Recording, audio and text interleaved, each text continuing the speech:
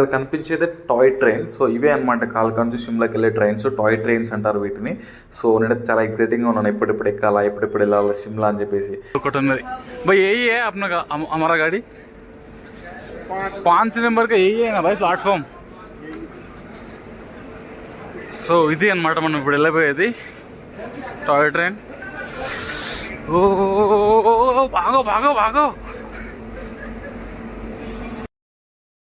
So guys, మనం వెళ్ళే ఈ జర్నీలో అయితే చాలా అద్భుతమైన లొకేషన్స్ ఉంటాయి, టన్నెల్స్ ఉంటాయి, బ్రిడ్జెస్ ఉంటాయి అన్నమాట. సో టన్నెల్స్ వచ్చేసి 103 టన్నెల్స్ వస్తాయి మనకు, బ్రిడ్జెస్ వచ్చేసి 850 బ్రిడ్జెస్ వస్తాయి అన్నమాట.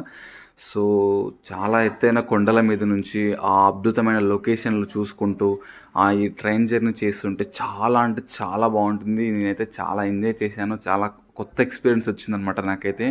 సో ఈ జర్నీ వచ్చేసి ఏంటి అని అంటే ఒక్కసారైనా ఫేస్ చేయాలి అని అనిపించేటువంటి ఫీల్ వచ్చేటువంటి జర్నీ అనమాట. నేనైతే చాలా అంటే చాలా ఎంజాయ్ చేశాను, చాలా కొత్త విషయాలు తెలుసుకున్నాను అనమాట.